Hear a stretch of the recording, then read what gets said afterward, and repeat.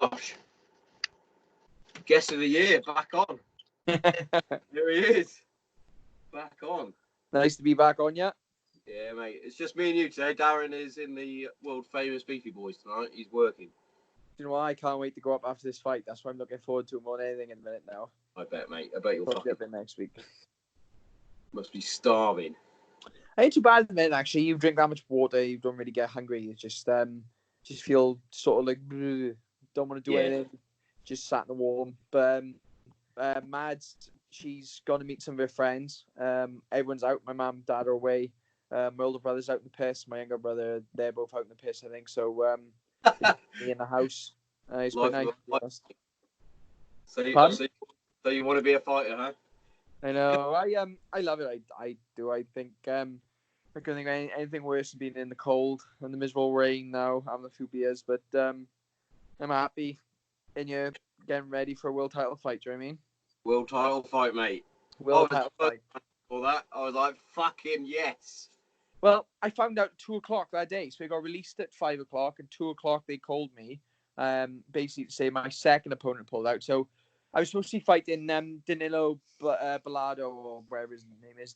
He's Italian, 12-5, decent all-rounder, just been released from UFC, so it would have been a perfect skull for me to take. Do you know what I mean? Trained for that fight leading up to it, and literally probably 2 weeks before the fight. 2 weeks before the fight, my opponent pulled out. Either he's ill. To be honest, he spoke. Ian Dean, the matchmaker, spoke to my coach, and my coach sort of said, "Look, we don't want to hear the details because it seems as if like they basically want us to promise we won't tell anyone." We said, "Look, we prefer not to know. We don't need to know. Just find this new opponent." I'm not really asked who it is as long as I get a fight. I don't care who. So they found me an opponent. Some guy, I can't say his name, French guy, something crazy legs. He'd been fighting Martin Stapleton. So I looked him up. Legit guy, won a youth Taekwondo youth Taekwondo World Championships. Really good Taekwondo sort of accolades. So we knew he was going to be legit. Watch his fights, brilliant kicking, really good ground game, pour him in between. But I was more than happy to take him, and I think I would have probably destroyed him. I know I would have destroyed him. So we was happy to take that. And then Friday, so literally a week away, Graham texted me saying, "You're free to talk." So I called him, and he was like, "Look, good news or bad news, which you on first?" And I was like, "Start with the bad news." He said, "Your opponent's out. The eye infection that should have cleaned up hasn't cleaned up. He's unable to continue. We've been banned from taking fighters that are in Europe. They have to be in the UK. No outside fighters can be matched now." He said, with everything going on, they refused. The board won't sanction it. So we're really limited in who we can get. One, someone will fight you on a week's notice. Two, someone will make lightweight. And three, obviously, there's only a limited pool of 1-5ers in the UK anyway. So getting someone who's sort of on the right caliber would have been impossible. So he said, Joe McColden's opponent, he also pulled this morning. I don't know what that was from. He just said, "Look," he said, "do you want to fight him?" I said, "Obviously, I'm always game to fight anyone. I'll put my coaches." He said, "Look," I said, "I'll put my coaches, but obviously I can't really see him taking on a serious contender on short notice." And he literally said, he said, "Look, to sweeten the pot, we've agreed to put the title on the line." So I was like, "Oh." Oh, go on, So I was like, "Look, I'll ring you back. I'll have to get permission first." So I rang my coach. I rang Craig first because Craig's my old judo coach and he's used to making like high level decisions and stuff. And I knew he wouldn't straight away agree. He was like, "Look," he was like, "I'll take a look and get back to you." I called my dad then. My dad was like, "I don't know why you haven't accepted the fight yet."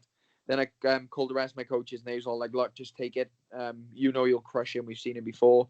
It's not a problem." And so I accept the fight and it's all been released. So I'm buzzing. Obviously, it's a brilliant sort of accolade that I wanted for a while. I've been pushing towards that. Gives me notice a lot more. I win that, defend in June, and I think I'll be in UFC then by the time it comes to September. So I'm not in a rush. I'd like this September card in Belfast. I'd love to fight on as well if I don't go. Obviously, I want to be active. I want to be fighting. So Yeah. win the belt. Obviously, I'm not overlooking Joe. Joe's a dangerous guy.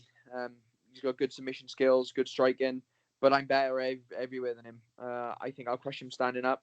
If the wrestling exchanges, I think I'll throw him everywhere. And ground game, he is good, but I think as long as I make sure I do the right things, I'll smash him. So I'm not really worried about this fight. Like 5 rounds, I'm more than fit enough to go 5.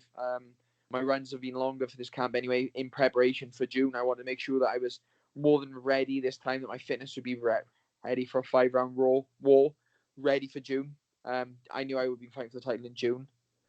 So it's just come a little bit early, and it's the Year of the Dragon. Do you know what I mean? It is, mate. Year of the Dragon. How do you get yourself ready for? Obviously, like you said, then you've had 3 different opponents. Yeah. In a short space of time.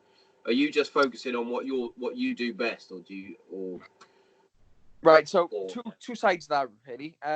From the judo and stuff I've done, I'm always used to fighting high caliber opponents. You don't even know. So like the judo, when I did, you turn up and you wouldn't know. A lot of time, my coach didn't even tell me who the guy was opposite. So I fought world champions. I fought World Cup winners and Russian champions and all sorts. And sorry, my interview alarm's going off. I fought. Do you know what I mean? I fought high caliber people constantly. So you never really know. So I'm never really worried about specific people. Obviously, it's nice to have notice and be able to train specifically for them. But I'm not really worried. Like, I think by the time we got a name, within 30 minutes, we already had a game plan for him. When I first made my debut, he was one of the people who made the list. And then he sort of slipped under the radar a little bit. He'd come off a loss to Jai, then had a draw against someone else who was just coming through a little bit. And sort of after a bit of, he had a big injury to lay off. So I was thinking more so that I never really took him as a contender, because I thought by the time it comes up, my time comes, he's going to be sort of the next group of people pushing. So when they offered me his name, I was like, yeah, I'm more than prepared and more than ready for it. And we'd already done a little bit of light game plan about him. I'd already broke his fights down. So I knew exactly what I knew I needed to do. I knew he's got a dangerous right leg. I know he's a right-hand heavy fighter. I know he's got good combos. He likes to plant his feet. I know he got good ground game. His wrestling's a little bit weak. But he's tall, but he crouches. Like I knew a lot about him. I knew he was an orthodox fighter or a southpaw. So like I'm obsessed with this sport. Like, this sport is literally my bread and butter. I don't do anything apart from this sport. It's all I've ever wanted to do. So breaking fighters down the way I do is just something I do for a bit of fun. So I'm never unprepared. You know what I mean? There's always ways to beat people. And like I was training leading up to this with Max Griffin in Team Alpha Male, who fought on the UFC main card. And Joanna and obviously Adesanya's main and co-main events.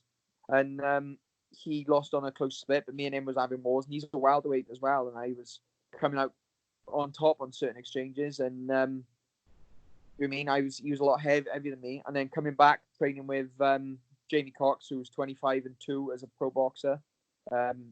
He lost against George Groves for a world title. Then he won again, then he lost again. So like, these are guys with legit records, fighting legit guys, and I'm handling them. I'm dealing with them well. Me and Jamie go on like house on fire, same as me and Max. So I'm more than at the level. I'm more than ready. It's just putting the pieces together and waiting for everything to slot into place, and just showing exactly what I can do. And come Friday night, I'm gonna put my foot down and show people exactly who I am and make a statement and become a world champion. Can't wait, mate. I was buzzing as soon as I got the tickets. I was like, wait for this. Me and me missus cousin's coming up. Oh, awesome. Yeah, because he couldn't believe when I had you on the podcast the first time. He was like, "How are you interviewing Mason Jones?" I was like, I asked him, and then he was like, "Oh, mate, I'd love to go and watch that." And I went, "Well, I can guarantee Kate's probably not going to want to travel up to London, because we were supposed to go on Thursday. My eldest daughter was supposed to be singing at Wembley, some choir thing. Oh, what's that? But that's been cancelled due to the fucking virus bollocks. So she was like, I don't really want to go to London twice. And I was like, well, I'll ask your cousin. He's a big fight fan. So so me and him going to go. And I was like, you do know I'm mates with Mace now. I'm mates. We're mates. We're like that. And he was like, oh yeah. I'm like, yeah. I'll ping him a message, see if we can maybe say hello. And he was like, oh, no way. I was like, I'm not going to like confirm anything because he's going to be busy. Obviously, he's got stuff to do after parties and shit afterwards. Definitely drop me a message and I'll come and see you afterwards. Normally, by the time you finish, you go see medicals. Then I go to the room. But I should be there around closing time, really. So drop me a message, and if I can catch you on the way out, I will. Apart from that, are you there the next day, or are you going straight home? Well, I only live down the road anyway. I live in Kent. Yeah, awesome. Well, drop me a message because I'm there the next day for UFC if that's not cancelled or not, and then we'll go see. Because what I think is going to happen, look, right? This is my stance on it all. They're gonna an exclusive coming through. Exclusive coming from me. They're gonna have a meeting this week, and they're gonna call off all mass gatherings starting from the weekend. And I think they'll start from Saturday. So I think Cage Warriors will go ahead on Friday night, and then they'll either cancel Saturday UFC or they'll do a closed door event. I think they can cancel it, to be honest, if they're going to do anything. But it's going to be one of them things. They'll have to have a meeting first. Yeah. Go from there. So I'm more than excited, and I think Cage Warriors is definitely going ahead. From speaking to Graham and Ian, they're all saying, look, as long as we can go, we're going to go. We're going to take it right away to the deadline and just push them. And as long as the O2 is ready to go, it's not to do with us. It'll be the O2 cancelling, not Cage Warriors. But so far, we've been given the green light, and they're saying just go. Yeah, it's a strange one, isn't it? Because obviously certain sports are like, no, we definitely can't do it. And then you get things like Cheltenham races that is ram-packed full of people. My family all went. It's like, but you're going to make up your mind. I think it's all gone out of hand. I think. Well, listen to the Joe Rogan podcast. I was like, yeah. But it's what they said on it. It was good. Like the main thing that'll kill people won't be the flu killing people who are vulnerable. It'll be lack of obviously medicines that people can't live without. So stuff like insulin, stuff like that. Chemo's gonna be another one. That'll be killing people as well as so my buddy. Since I spoke to you last, my best friend. He's a barber who lives near me. We've been close friends for years and years. And the day I got to Cali, he had gone to hospital and I didn't know. And the next day then, one of the boys put in the group chat and was like, look, we think there's something wrong with Lewis. But because he's such a big wind-up merchant, we really didn't know. So in the end, I spoke to his mum and she was like, no, he's really sick. One of the boys spoke to his sister and one of the other boys spoke to his nan. And we was all ringing each other. I'm like, look, they're saying it's legit, but we still didn't know. But it turned out it was serious. So he's got a disease called transverse myelitis. So he went from being perfectly healthy to paralyzed in 24 hours. So he's completely paralyzed from the neck down. So they took him to Bristol. They took him to Neville first, which is Abergavenny Hospital, then transferred him to a specialist unit in Bristol. And he's just been transferred back now. And they basically said, look, he's paralyzed. It could take up to 5 years for him to recover. So we were obviously thinking it's going to be terrible. He's not going to be able to do nothing. But it's been 4 months, I believe, or 3 months, and 4 months. And he's got use of his right arm now. He's got mostly normal. It obviously is sort of like his fine coordination. His arm slightly off. His left arm is like he can move it a little bit, not much. And he's got feeling in both his legs yet, but it's coming back. So we're hoping by the end of the year he'll be back out, maybe in a chair or just in doing physio. And we're hoping he'll make a full recovery within 2 to 3 years. So good news. So he's got it because he can't see my fight. So as soon as I found out, and I had to call from Graham when I couldn't tell anyone. First thing I did was went straight to the hospital because only 10 minutes away from Mad's house, and I told him in person. So he was gutted but buzzing for me at the same time. So it was nice to give him some good news.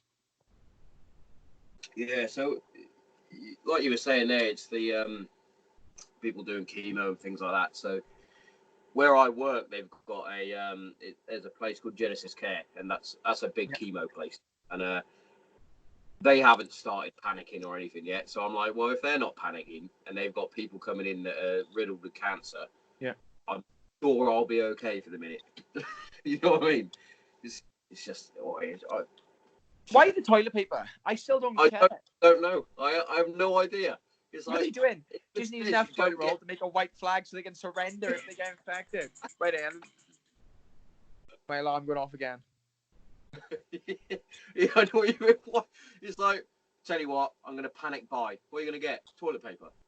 Obviously. Toilet paper, pasta, tins. Like people be fighting in the aisles for like long life pasta and stuff. You could have gone to Asda, mate, and had a sparring sessions over some toilet paper if you wanted. So Mad's sister, she's like a district manager for Aldi's, and she said in store, she said it's gone that mad. So they said they had 3 pallets of toilet paper in at 9 a.m. By 12 a.m. they was all gone, 3 pallets full. She said they limited people to 5 items each because people were coming in, filling their trolleys with pasta and cans and stuff, as if literally like it's an apocalypse situation and they're going to live in a house for 6 months. But it's the conspiracy theory behind it all as well. It's like they're all giving you all the worst case scenario stuff, but they're not saying anything about the thousands upon thousands of people that are surviving it. Like, back in business now. They're all taking their masks off and they're all back to normal. Like, yeah. I read an article the other day of a woman of 103 that survived it. So if a woman of 103 survived it, I'm sure we're going to be fine. We're all going to be fine. Well, that Rogan podcast said, didn't he? He said flu season in America, they normally lose around 400,000 people. And they think it's going to be either 20 or 25% more. So they were looking at about 750,000 deaths, which sounds like a lot. If you look at the population of America. Yeah, exactly. It's like 6 million or something in there in just California alone. More than that. I know. Just a guess. It's ridiculous, the amounts. But it's just people going to panic. Like, I obviously want to go back to Cali after this fight for April time in prep for June. And I'm hoping the flights go cheaper. But whether I'll be able to go then or not. Yeah, my brother-in-law and my Mrs. other cousin, they've forked out I think it's almost 10 grand for this amazing trip to America that they started paying for last year. They're supposed to be going in April. It's all been cancelled. They cancelled all, are they? Yeah. He said, luckily but unluckily, so they've cancelled all the attractions that they were going to see. They've all been shut down, like Disneyland and all that old world. But if the flights still went ahead, they would have lost all the money that they put in for these attractions. But because the flights have now been cancelled, they get all their money back, which is lucky in a way, but also unlucky because it's a trip of a lifetime for them. Like, well, tell them to rebook straight away. Yeah. Money's probably gone, cost probably gone right down. Just rebook for a different time. Yeah, exactly. That's what I said. Exactly what I said. It's weird. People fry my head with it. I don't get it. Like, I understand people who got at-risk family members and stuff being really worried, but do you know what I mean? There's nothing you can do. Just deal with it. It's just one of those things. Do you know what I mean? It's flu. Yeah, exactly. It's like the football manager, was it Mikel Arteta or whatever his name, the Arsenal football coach. He had it, and it was like within like a few hours, he's released a statement saying, "Yeah, I'm feeling better already," and all this. It's like, hang on a minute, you're supposed to be like death's door with this, according to the media. Well, I reckon you have if you start having a scratchy throat, like a normal cold where your throat starts feeling dodgy. Yeah. You could have coronavirus then, but it takes 4 days before you start developing. So if you swill normal salt water that kills infections in your throat, there's a chance obviously you can get rid of it before it really latches on. But you're severely contagious when it's in your throat because obviously you're coughing and spluttering and it's going everywhere. And then after that you just get severe flu. So people get it depending on how your body handles it, what sort of white blood cells your body has. I probably said that wrong, but do you know what I mean? Antibodies is the word I was going to say. What sort of antibodies your body has depends on how you handle it. So you could just have a normal flu, or you could be at death's door. It just depends. But as long as you're fit and healthy, they take fluids on and don't move for 2 weeks. You're fine. It's like 0.02%. Madness. Madness. I even remember having the flu. It was back when I was at college, so that was a good fucking however long ago. I remember having For 10 years. Yeah, more than 10 years. So I remember hallucinating because I was that man down. Yeah. That I had a monkey butler that was bringing me my Lemsips and things. In reality, it was my mum. But there's me thinking that I had this fucking monkey butler. So I was like, we've all had the flu. Even on Rogan again, he mentioned that even the common cold is a phase of this coronavirus. Yeah. Been around since Ever. forever. So everybody that's listening to the Granite Zero podcast, chill the fuck out. Relax. Stop buying so much toilet paper. Well, a lot of the time, how it is people go to the supermarket, and if it's somebody in front of you and they're chucking toilet rolls and pasta in their trolley, and they're starting to panic, people just have that herd mentality going, shit, if she's doing it, I need to do it. Yeah. And then you see one person doing it, then all of a sudden 10 people are doing it. It's like, have you seen those experiments where they run through a group of people, scream and run, and everyone just turns and runs for them? They don't see where it is. They just go. I used to do that in the Hereford town centre. You'd not the running and screaming. I'd go in there, and if you just stand there and look up, eventually people start looking up next to you. It's like, I'm not actually looking at anything. I'm just looking at the sky. You're an idiot. Have you seen the elevator experiment? No, what's that? So basically, people go in an elevator that only has one set of doors, and they'll look in one direction. And as long as the elevator is empty, or there's two of you facing this one direction, when people head in, they'll face the same direction as you. Doesn't matter whether you're facing away from the doors, whether you're facing the wall, people copy it. People don't like standing out, they don't. They like falling in line. Yes. We're all sheep, really. No offence. No. I mean, that's not the worst thing I've been called, do you know what I bet. I mean? So go on, tell us about California then. Oh, it's brilliant. So this time is a shorter trip for me. Like you're having a ball, mate. I love going out there. If I had more money to support myself out there, I can see myself staying out longer. And obviously, with my girlfriend and stuff doing law, she couldn't come out with me so much, so she's hoping to come out again next time. But we've talked, and as long as I can get a visa, I think eventually I'll be wintering out there because I just can't deal with the cold. Yeah, and the lifestyle out there. Like even when I went in when did I go? January, February.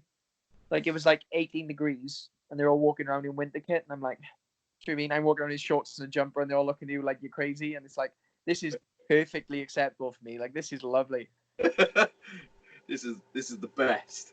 Honestly, but the training's just insane. The coaches are all awesome. The training partners out there. So, last time I spoke, I told you I'd be training with a guy out there called Tawfiq, the Azerbaijani. He won the Risen title, the world lightweight title. He absolutely destroyed everyone in the tournament. Chris Gonzalez, obviously the wrestler I do a lot of work with out there. He won another one of his Bellator fights not long ago, so he's on another win streak and he's grinding away. They're all of them out there doing phenomenally well. Max Griffin started training with us as well. Like I said, obviously Darren Elkins, Andre Feely. He's a monstrous striker, and his last fight I was gutted for him for. He had an injury going into that fight, and obviously I'm not gonna make excuses for him, but that was the worst I've seen him, and he still lost on a close split decision. So yeah. It is how it is, but they've literally just everyone's going from level to level, and I'm glad being included in part of the team, sort of thing. It's awesome, but it's one of those, isn't it? I've always been a fan of the Team Alpha Male anyway, because obviously I'm a midget, so I quite like seeing the little guys doing well, and they've always been a iron sharpens iron type. Yeah. And it seems like they had a group full of killers, and now they've added an extra one, a Welsh destroyer. As soon as I found out on Friday, I messaged Uriah, and I ended up telling him on FaceTime, and he was over the moon for me. Like that's the type of guy he is. Like it didn't matter what he was doing, he made time to speak to me on FaceTime. Obviously, I don't have any ties to him. I'm not fighting out of their gym. I paid basically nothing because they hardly take money off me, and I'm not managed by him or anything. But he's just like he was interested in what I've been doing. He asked me if I wanted him to look at this boy I was fighting, and he's so positive, and he's just so about the lifestyle. It's insane. So this time, before I come home, so I flew. I was flying home on Wednesday. No, I was flying home on Thursday, and Sunday I thought this is my last day. I'll go for they have electric scooters there. Go for a scooter around downtown Sacramento. Beautiful weather. Really enjoyed myself. Went back to the supermarket on the way home just to pick up some food for the night because I was running low because obviously I was going home soon. So I was just buying the essentials. Went in, come back out. Someone reversed into my rental car and scratched all 2 panels. Scratched the doors to bits. But because I'm under 25, I can't rent through a rental company. I have to use Turo. So Turo is an American app. You basically rent someone else's car, and it's the cheapest way for me to rent, but it's still ridiculously expensive. So I had like the cheapest insurance possible. So basically, I was going to get fined through my arsehole, and it was like probably would have been costing me about $2,000. So I messaged a couple of the guys out there, and I messaged Uriah and said, "Look, do you know anyone who can help me?" He said, "Yeah, don't panic." He was like, "Come see me tomorrow. I'll sort it."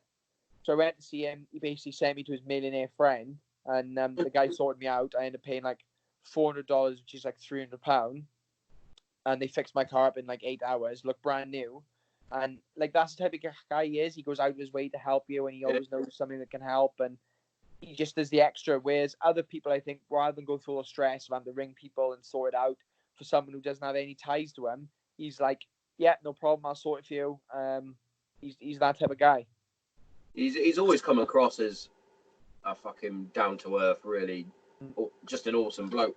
Like even I know there some of them are quite it's to big him up and that all those countdown shows. But every time I've seen him on any of the countdown shows when he was a coach with Conor McGregor on Tough, I was like, oh, he's fucking brilliant.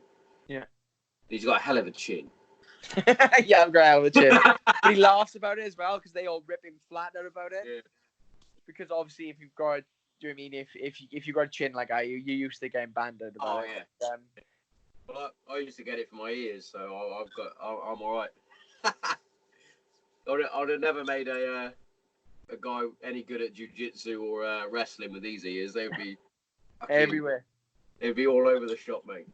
Well, I got one that ended up the mad sorted for me. Doesn't look too bad now, and my other one's still pretty good. So I'm not doing bad. I just look like I've been in wars, but I've looked like it since I was born, to be honest. Like I've just had one of them faces always look beat up. Yeah, you got your squashy nose as well, haven't you? Bounce back nose.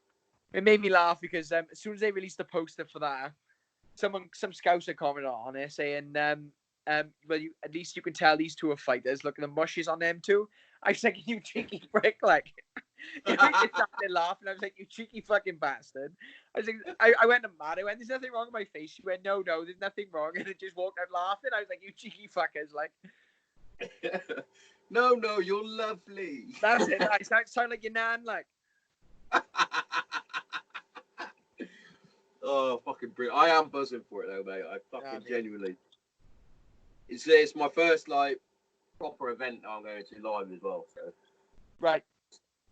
Come and watch the one in June in Cardiff, because Cardiff's next level to O2 as well. It's bigger, it's better, and the Welsh crowd's insane. I'll sort you out with tickets, it's no problem.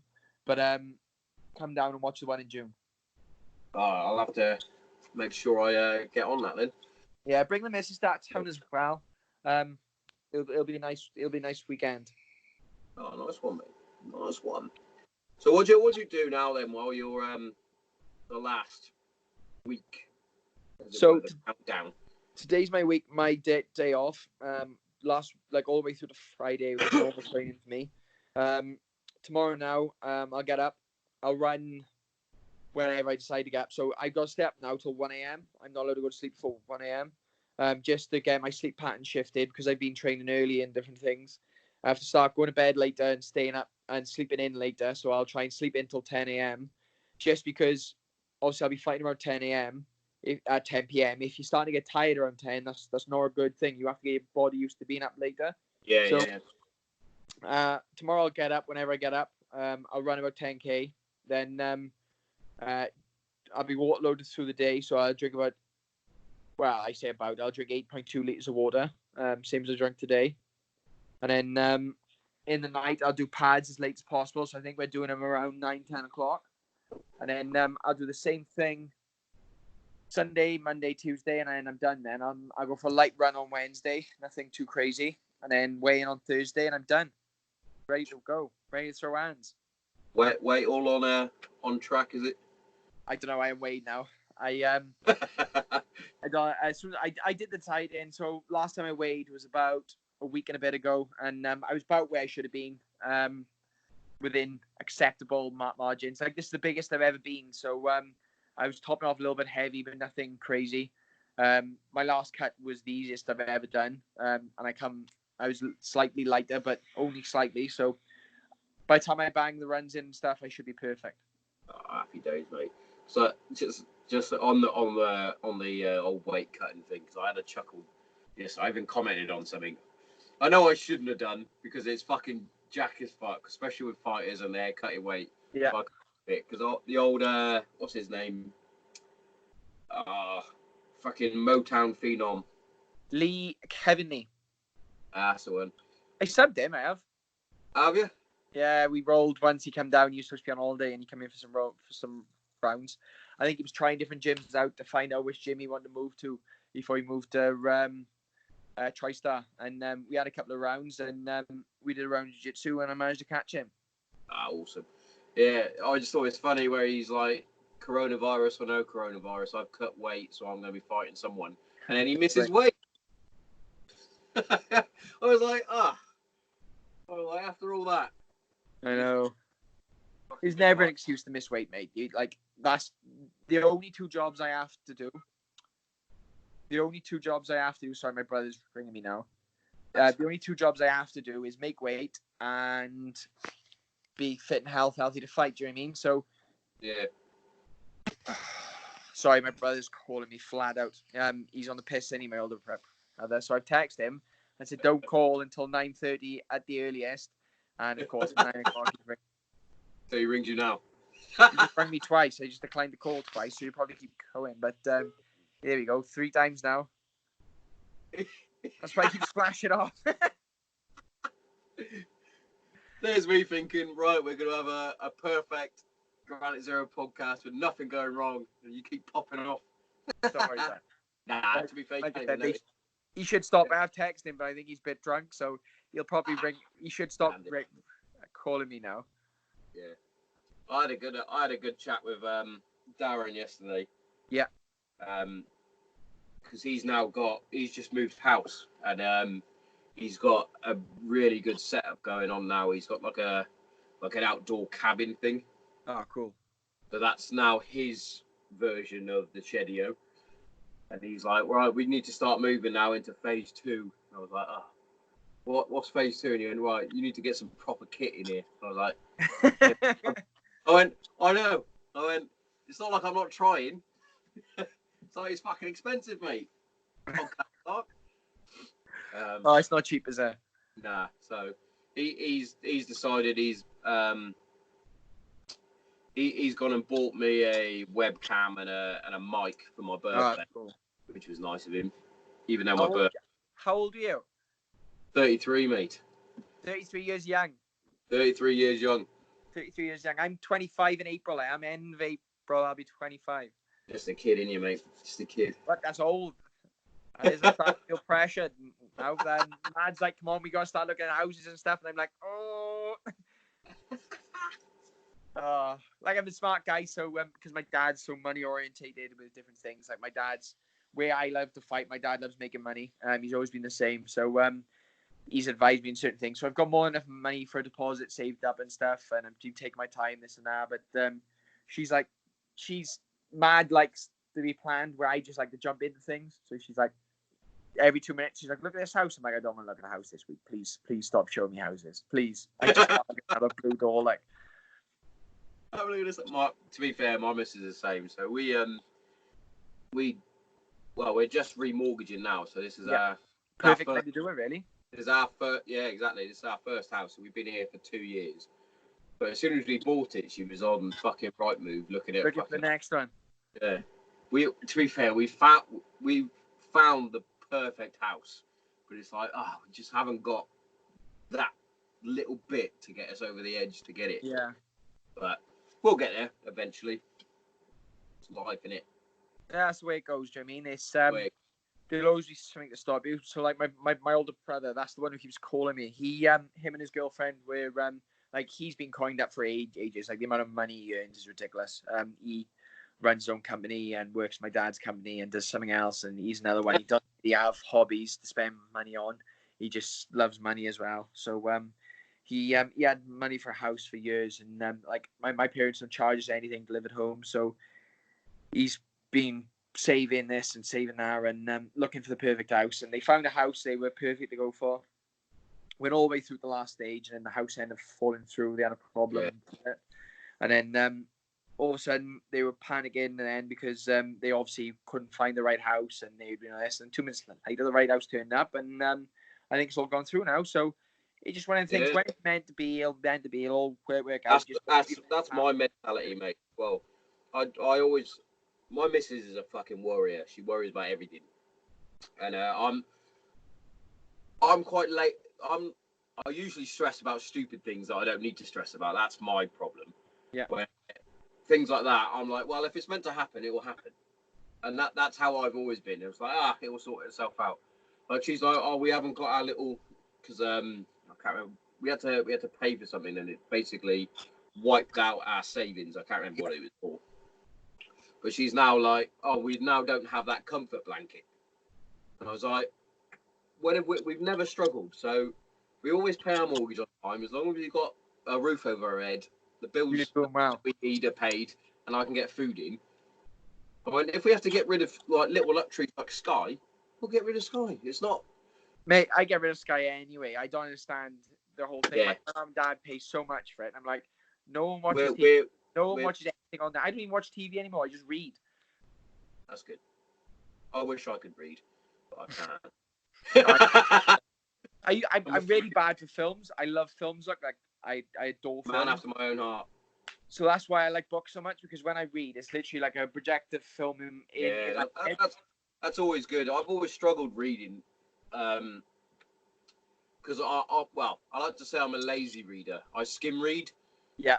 And then I'm like, I've done that, and then I'm like, well, I'm not really taking this in. So that's always been my problem. It's part of my dyslexia, I think. Yeah. But yeah, I'm a movie buff as well. I even took one of the movies that you were watching the other day, I'll Never Back Down. Watched that today. What a film that is, bud. I watched that today. Have you seen that before? Yeah. No, I was going to say, I would have been disappointed if you hadn't seen it. I went to the cinema. But let me have when it first came out. Dying. 8. 2 minutes.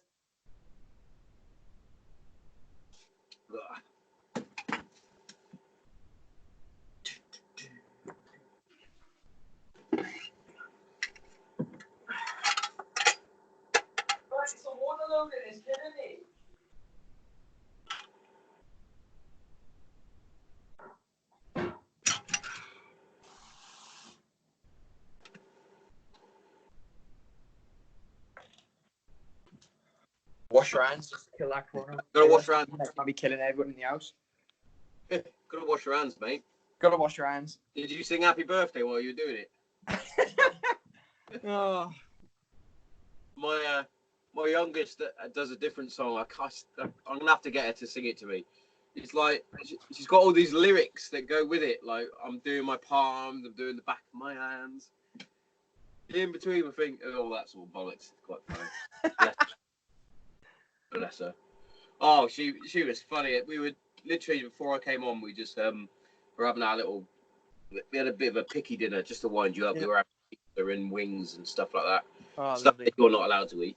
Um, I love barbecue food. And, I love barbecue wings. Oh, she was having a bit of banter with her sister, and my eldest is very fair, so she's got her hair's blonde, eyelashes are blonde, her eyebrows are blonde, and I've always wound her up by saying, "Oh, Jess, you've got no eyebrows." That's because obviously I've got the world's thickest eyebrows. yeah. She doesn't take after me at all.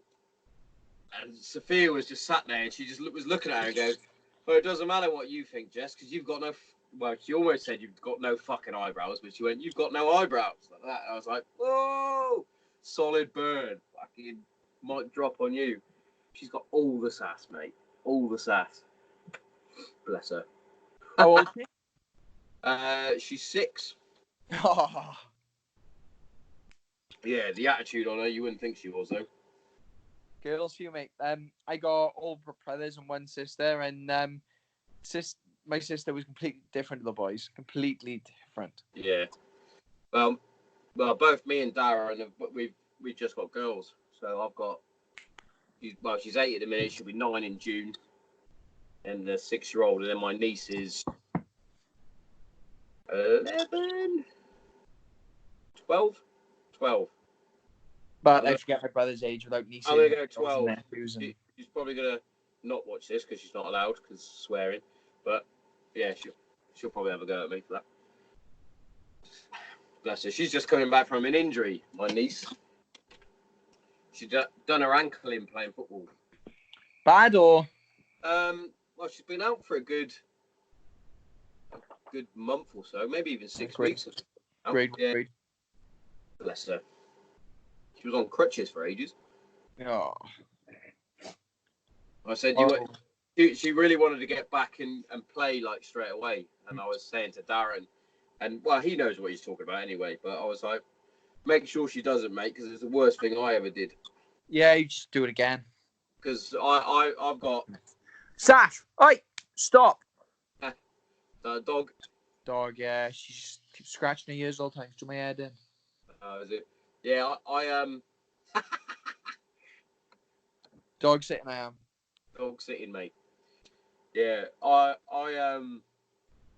was constantly doing the ligaments in my ankles, to the fact that when I went through my physio with the Air Force, they were like, "These are the weakest." I'm not sure.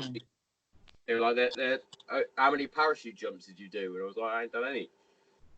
And they were like, "Oh, you need to go through some proper physio." I was like, "Oh, brilliant." But yeah, I was telling her and him, I was like, "You need to make sure you get that. You don't want to be like me when you're walking down the road and you just your ankle for no reason because you've got no fucking strength in your ligaments." No, you serious injuries yet? Touch wood. Take it you haven't had any serious injuries or anything yet? No, nothing. I had a couple when I was younger, but they all I'm all fixed up. Obviously I won't say what they are because top secret, but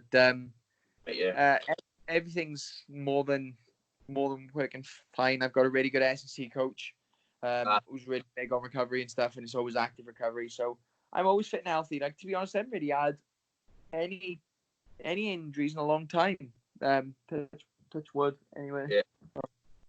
But it's just one of them things. Sometimes I think it'll either come or it won't, and you just got to deal with it. Like the last time I fought in the O2, I fought with a broken right hand, and I still got the job done. I still beat the guy. So yeah, that's fucking epic, mate. Yeah, I've been quite lucky injury wise. I've just got old man veteran injuries now, where my knees hurt, my back hurts, ankles hurt.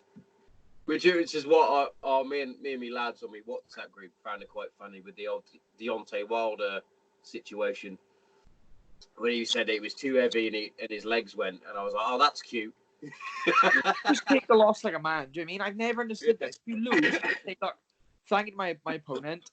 I had a bad night. Not gonna make any excuses. I'll be back better. See you next time. There we go. Full stop. Done.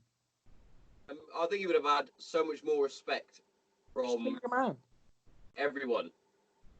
But the fact that he went, again, quoting Joe Rogan, he was on Joe Rogan saying he trains with a 45-pound weighted vest.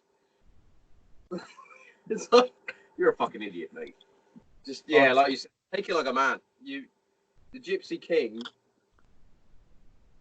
made you look as amateur as everybody thought you was. What do you think about him and Joshua? See, I was always quite a big Joshua fan, but I think Tyson Fury is on a different level skill wise. When you break down when you break him down, in theory he's still quite new to it. He hasn't had the extensive amateur background that people think he did, because he took that up quite. He started. Yeah, and even professionally now, I don't even know how many fights he's had. 20 something. 20 something, 30 something. No, 20. I don't think 20, he's in 30. Isn't it? 22 and 1, something like that. So he hasn't had that many fights. Considering you look at some of the heavyweights and well, a lot of the boxers. Yeah. Even take Lomachenko, he's a lighter weight, but he had like 800 amateur fights. There's a reason why he's so good. You know what I mean? Well, he's like 801 as an amateur, I think, and Yeah. then he's what, I don't know how many pro fights he got on, 1 loss, didn't he? Because his debut, pro debut was for a world title. I watched back that loss and I was like, did he lose? Well, his pro debut was for a world title. Do you know what I mean? Yeah. Who makes a pro debut for a world title apart from a man? Do you know what I mean? a man that's a glitch in the Matrix. Yeah.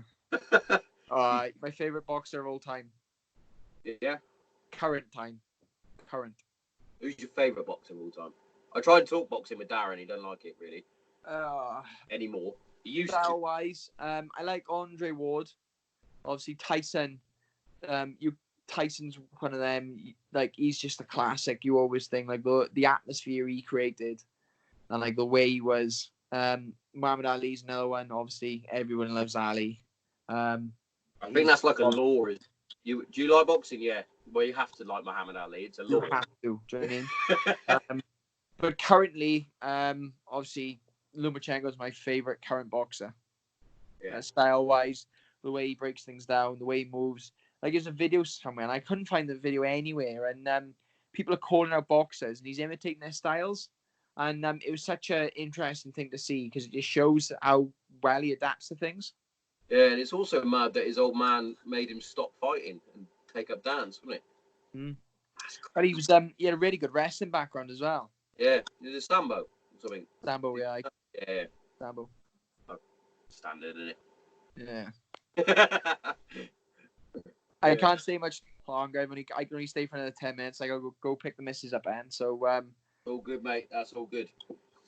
Yeah, I was always Ricky Hatton and Joe Kawasaki were my two. Yeah. I love. Joe is a Welsh national hero, and he's definitely down as one of the best boxers of all time. I just really don't understand why he doesn't have enough credit. No one credit enough. It's bizarre. It's because they always go, well, we fought so and so and so and so. They were late in their career, but he still beat him. Yeah. And he beat a prime left hook Lacey. In fact, he destroyed him. It's one of those, isn't it? And then Ricky was brilliant up until he fought. Well, he was even brilliant when he fought Mayweather, and that took him hard, didn't it? Yeah. That's when he went on his little downward spiral. But look, I like boxing. I've always liked boxing, and I'll be watching you lift up the title on a Friday, mate. I can't wait, but it's flown around, and obviously it was a nice change. Come around quick. Do you fighting for a belt? Was it your 9th pro fight? 9th pro fight, yeah. 9th pro fight. I don't know how many fights. I did 9 pro fights, about 3 amateur fights, and then because I did 1 amateur fight on Cage Warriors before that, I'd done like 2 or 3 fights when I was like 14, 15, and then I don't know. I had 3 pro boxing fights, and about 3,000 judo fights. Just all the judo fights. Give him all of them. Kickboxing, I did. I did quite a few Fair, kickboxing fights. Quote old Ronda Rousey on this one, because they used to say she was really inexperienced because she only had however many pro fights and however many amateur fights. She was like, well, I used to fight around the world doing judo Every weekend. Hundreds upon hundreds of judo fights. So I'm used to competition. It's just like, so that's what it is, isn't it? I'd love to know how many fights I had in total. Because like all the fights I did as a kid, like I've been competing since I was about 8 to 9 years of age. Like I've been competing, fighting in kickboxing tournaments, in combat jiu-jitsu, in BJJ, judo, bloody everything, to be honest. Like everything I've competed in and how many different things and different sports against different people and different levels. And like judo, I fought world champions, World Cup winners. I've trained Olympic champions, world champion boxers. I mean, I've done my rounds, and I'm still only young. Like I've only got time to get better, Exactly. and I'm every time. Not even hit your prime yet, mate. No, yeah, mate. I got a long way to go, and that's why I'm in no rush to get UFC yet. By the time I win this belt now, defend in June, maybe defend again in September. Like at the minute now, I know I'm definitely able to beat like the majority of fighters in UFC. By the time I get a little bit bigger now, a little bit stronger again, my technique is better. I think I'll be more than capable of beating the Habibs of the world and wherever I need to that gets in my way. So it's just always progression. It's just about getting better every time and not going backwards, just making sure you're advancing. Spot on, mate. Spot on. And we're going to be here with the journey, mate, all the whole way. That's nice to hear, mate. All the way. Definitely good to hear. So was it Cage Warriors Fighter of the Year you got last? Yeah, Cage Warriors. Cage Warriors Fighter of the Year, Granite Zero Guest of the Year, which is obviously an accolade, and then Friday, Cage Warriors Lightweight Champion. Yeah, that is nice, and I think I'll be able to get a UFC contract by the end of this year. So really looking forward to it. Big goals. Looking forward to it. I think that's, like you said, you got to go and pick up the long-haired Colonel. Pick her up. So it's a good way to finish the show there, mate. That was fucking spot on. And I'm looking forward to seeing you on Friday, kicking some shit, mate. Definitely, mate. And we'll have to catch up after 100%. Oh, 100%, mate. Definitely. 100%. So the before and the after. Definitely, mate. I've been out for over my belt, my new belt. Ah, love it, mate. I'd love to. Speak to you soon. Yeah, speak to you soon, mate. Cheers for that. Bye, mate. Bye.